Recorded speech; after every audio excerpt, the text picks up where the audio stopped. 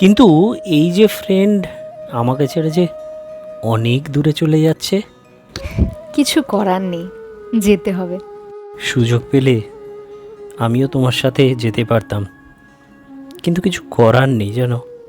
ছোটোবেলায় বাবা মারা যাওয়ার পর বোলপুর থেকে কলকাতায় আমি দিদার বাড়িতে চলে আসি, কারণ আমাদের দুই ভাইকেই মানুষ করার মায়ের একার পক্ষে অসম্ভব ছিল। মামার কাছেই আমি মানুষ হয়েছি, এত দূর মামাই আমাকে পড়াশুনো করালেন। আর এরপর চেন্নাই যাওয়ার জন্যে মামাকে জোর করতে আমি পারবো না। ভয় পেও না, দূরে গেলেও আমাদের এই সম্পর্ক ভাঙবে না, যদি তুমি ঠিক থাকো অবশ্যই। নমস্কার বন্ধুরা, আমাদের ইউটিউব চ্যানেল বাংলা গল্পগুচ্ছতে সবাইকে স্বাগত। আপনাদের সহযোগিতা আমাদের গল্প পাঠে আরও আনন্দ দিচ্ছে। আপনাদের কমেন্ট পড়ে খুবই ভালো লাগছে। আপনাদের সাজেশনগুলো আমরা নেবার চেষ্টা করছি এবং সেইভাবে উপস্থাপন করার চেষ্টা করছি। আশা করছি আপনাদের ভালো লাগছে। কথা মতো আমরা আজকে নিয়ে চলে এসেছি হারানো প্রেম গল্পের তৃতীয় পর্ব। প্রথম দুটি পর্বের মতো আশা করি এই পর্বটিও আপনাদের ভালো লাগবে। ভালো লাগলে অবশ্যই লাইক, কমেন্ট এবং শেয়ার করে দেবেন এবং সাবস্ক্রাইব করতে অবশ্যই ভুলবেন না। আর সাবস্ক্রাইব করলে মনে রাখবেন, আমরা পরবর্তী যত গল্প বা একটি গল্পের যতগুলি পর্ব আপলোড করব সেইগুলো আপনাদের কাছে নোটিফিকেশন হিসেবে পৌঁছে যাবে এবং আপনারা জানতে পারবেন। তাহলে দেরি না করে শুরু করা যাক হারানো প্রেম গল্পের তৃতীয় পর্ব।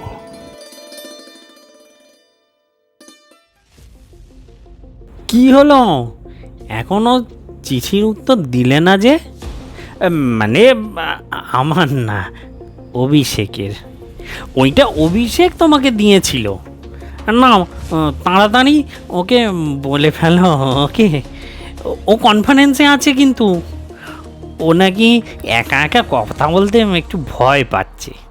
এমনকি আমায় দিয়ে ওই চিঠিটা লিখিয়েছে ও। নাও নাও, এইবার বলে ফেলো তো, ওই তোমাদের যা যা বলার আছে বলে ফেলো। এই কই রে অভিষেক, আরে এইবার নিজের থেকে তো কিছু বল। হ্যালো সৌমি, শুনতে পাচ্ছ? আমি ভয় পাচ্ছিলাম ঠিকই, কিন্তু আমি ওই অন্য ছেলেদের মতো নই যে নিজের মনের কথা বলতে গিয়ে বারবার তোতলাতে থাকবে আর শেষে কিছুই বলতে পারবে না। সোজা কথা, আমি তোমাকে ভালোবাসি। আর এই ভালোবাসা শুধুমাত্র ওই বাইকের পেছনের সিটে বসিয়ে বন্ধুদের মাঝে সোয়াগ দেখানো বা ওই ধরো ভালোবাসার দিনগুলোতেই, মানে ভালোবাসার বিশেষ দিনগুলোতে কিংবা সরস্বতী পুজোতে বা দুর্গা পুজোর অষ্টমীতে রাতের বেলায় হাতে হাত ধরে ঘোরা ওই সব টাইম পাস করার জন্যে মাত্র কয়েক বছর, মানে ওই 18 থেকে 25 বছর বয়সের জন্য নয়। আমি তোমার সাথে আমাদের ভালোবাসার বয়স থেকে শুরু করে বিবাহ, সংসার জীবন সবটা কাটাতে চাই। মানে ধরো ওই 18 থেকে 100 বছর। জানি না 100 বছর বাঁচব কিনা। ব্যাস, আমার বলা হয়ে গেল, এইবার তুমি বলো। ব্যাস হয়ে গেল? আমাকে রাত 11টার সময় ফোন করে মাত্র এতটুকু কথা বললে? আমি তো ভাবলাম তুমি সারা রাত ধরে আমার সঙ্গে কথা বলবে। তাই? সত্যি? কিন্তু তুমি আগে আমার উত্তরটা দাও। একদম চুপ! লজ্জা করো না তোমার এত রাতে একটা মেয়েকে ফোন করতে? উত্তর? আবার উত্তর কিসের? হ্যাঁ, তোমার মতো একটা বেয়াদব ছেলেকে আমি ভালোবাসবো সেটাই তুমি কিভাবে ভাবলে? হ্যাঁ, যার মধ্যে কোনো ম্যানার্স নেই, কথা বলার ধরন ঠিক নেই, আবার তারপর ভবিষ্যতে ছক কেটে বসে আছে। সবে মাত্র স্কুল জীবন, জগৎটাকে কতটা দেখেছো তুমি? হ্যাঁ, ভবিষ্যতের কথা বলছো? অসভ্য ছেলে একটা। এরপর খবরদার আমার সঙ্গে কথা বলার কোনো চেষ্টা করবে না। আর কোনোভাবে যদি যোগাযোগ করার চেষ্টা করেছো তাহলে আমার থেকে খারাপ কেউ হবে না। এরপর ফোন কেটে মাহি ঘুমিয়ে পড়ে। পরের দিন মাহি স্কুলে টিফিনের সময় ইভাকে সব কিছু বলে। ইভা সব কিছু শোনার পর মাহির উপর প্রচণ্ড রেগে যায় আর জোরে জোরে পুরো ক্লাসের সব মেয়ের সামনে বলতে থাকে, তুই কি ভাবলি কিছু একটা গল্প বানিয়ে বলবি আর আমি অমনি বিশ্বাস করে নেব? কেন খামোকা অভিষেকের নামে দোষারোপ করে আমাকে ভুল বোঝানোর চেষ্টা করছিস? আরে সত্যিটা বল না, এত হ্যান্ডসাম ছেলে দেখে তুই নিজেকে আর কন্ট্রোল করতে পারছিস না, তাই তো ওকে পাওয়ার জন্য পাগল হয়ে গেছিস। আর যখন দেখছিস অভিষেকের সাথে আমি আছি, তখন আমাকে ভুল বুঝিয়ে সরানোর চেষ্টা করছিস। করিস না ভাই, লাভ নেই। তোর মতো অনেক কিছু এসছে, হ্যাঁ, ওদের অবস্থা বেহাল করে ছেড়েছি আমি। অভিষেক শুধু আমার নামেই আমার বেস্ট ফ্রেন্ড, তবে ও আমার কাছে তার চেয়েও বেশি। আমি ওকে প্রচন্ড ভালোবাসি, তা না হলে তুই পুরো ক্লাসকে জিজ্ঞেস করে নিতে পারিস।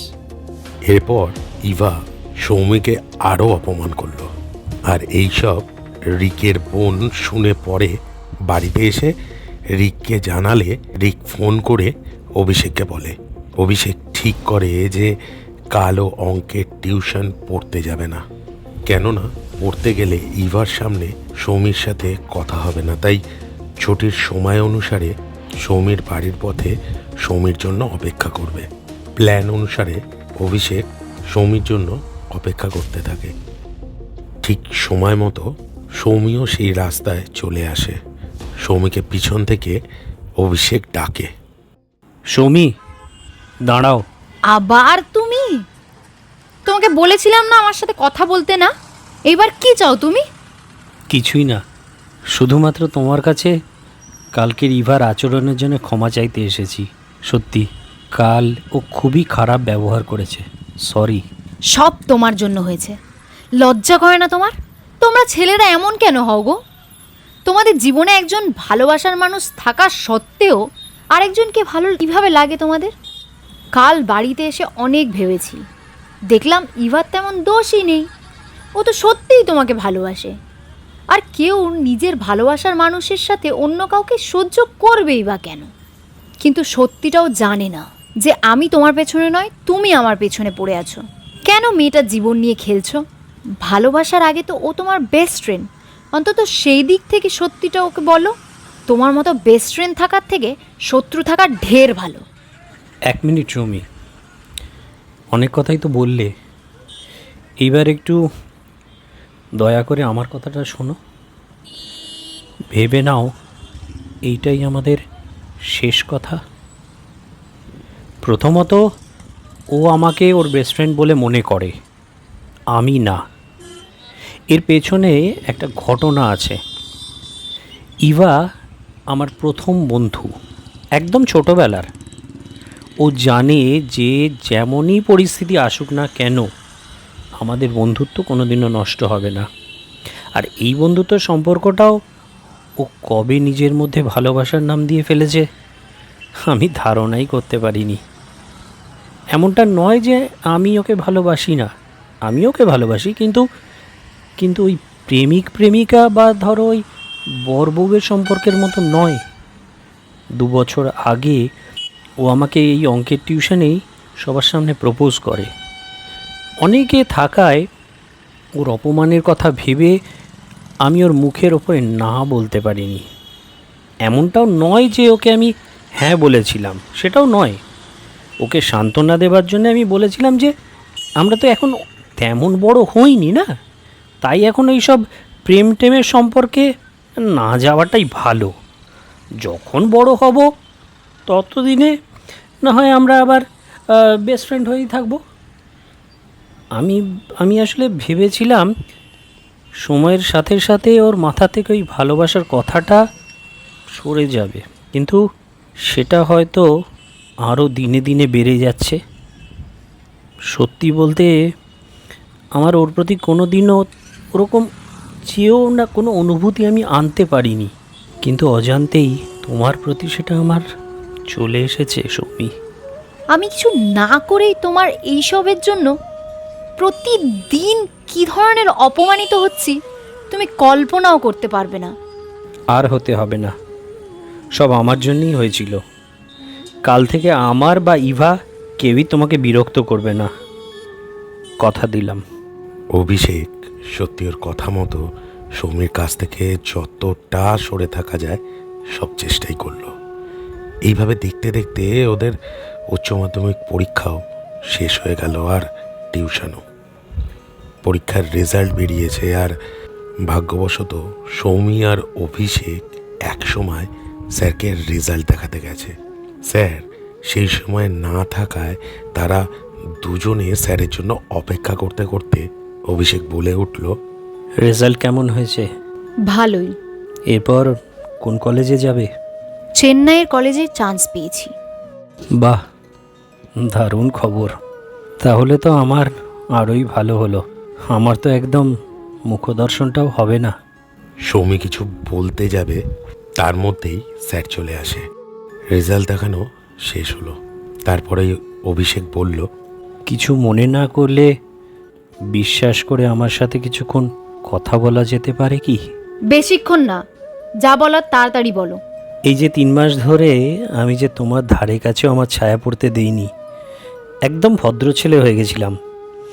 এই ভদ্র ছেলেটাকে এতদিনেও তোমার মনে একটু জায়গা করে নিতে পেরেছে? তুমি এতদিনেও শুধরালে না দেখছি। আমার উত্তরটা কিন্তু এখনো পেলাম না। উত্তর আবার কি? আমি যতদূর জানি একটা ছেলে আর একটা মেয়ে কখনো বেস্ট ফ্রেন্ড হয় না, ওটা ভালোবাসায়। ও আচ্ছা, তাহলে মেইন প্রবলেম হলো ইভাকে সরিয়ে দিলে সব সমস্যার সমাধান আশা করছি হয়ে যাবে, তাই তো? নো প্রবলেম, ইভার সাথে আজ থেকে কাটটি। আমি তো সেটা বলিনি। তাহলে কি আমরা কি আর ওই 18 থেকে 100 বছর একসাথে থাকতে পারি? আমরা এখন অনেক ছোট, তাই ওসব প্রেম টেমে না যাওয়াই ভালো। আমরা ততদিন বেস্ট ফ্রেন্ড হয়ে থাকতে পারি। Best friend? কিছুক্ষণ আগেই কে যেন বলল একটা ছেলে আর একটা মেয়ে কখনোই বেস্ট ফ্রেন্ড হতে পারে না। ঠিক আছে, তবুও তোমার এই বেস্ট ফ্রেন্ডের সম্পর্ক আমি গ্রহণ করলাম।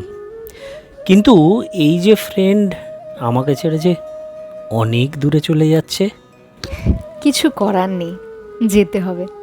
সুযোগ পেলে আমিও তোমার সাথে যেতে পারতাম, কিন্তু কিছু করার নেই। যেন ছোটোবেলায় বাবা মারা যাওয়ার পর বোলপুর থেকে কলকাতায় আমি দিদার বাড়িতে চলে আসি, কারণ আমাদের 2 ভাইকেই মানুষ করার মায়ের একার পক্ষে অসম্ভব ছিল। মামার কাছেই আমি মানুষ হয়েছি, এত দূর মামাই আমাকে পড়াশুনো করালেন। আর এরপর চেন্নাই যাওয়ার জন্যে মামাকে জোর করতে আমি পারবো না। ভয় পেও না, দূরে গেলেও আমাদের এই সম্পর্ক ভাঙবে না, যদি তুমি ঠিক থাকো অবশ্যই। আমি তোমার জন্যে অপেক্ষা করব, কথা দিলাম। আর তারপর এখন আমরা আমাদের নিজেদের ফোনও পেয়ে যাব, তাহলে তো তেমন কোনো অসুবিধা দেখছি না। অন্তত প্রতিদিন কথা তো হবেই। এরপর শেষ কথা বলে যে যার বাড়ি চলে যায়। আজকে 3য় পর্ব এখানেই শেষ হলো। আশা করলাম 3য় পর্বটিও প্রথম 2টি পর্বের মতো আপনাদের ভালো লেগেছে। অবশ্যই কমেন্টে জানাবেন কেমন লেগেছে। আমরা এই গল্পগুলির কিছু অংশ শর্টসের মাধ্যমেও দিয়ে থাকছি, যেখানে গল্পের ফুল লিংক দেওয়া থাকছে, সেখান থেকে আপনারা গল্পগুলো পেয়ে যাবেন। অথবা আমরা যে গল্পগুলো আপলোড করছি প্রত্যেকটা বায়োতে আপনাদের আগের গল্পগুলোর লিংক দেওয়া রয়েছে, সেখান থেকে অবশ্যই শুনে নিতে পারবেন। তাহলে আজকের এই পর্যন্তই, আবার দেখা হবে গল্পের পরবর্তী পর্বে।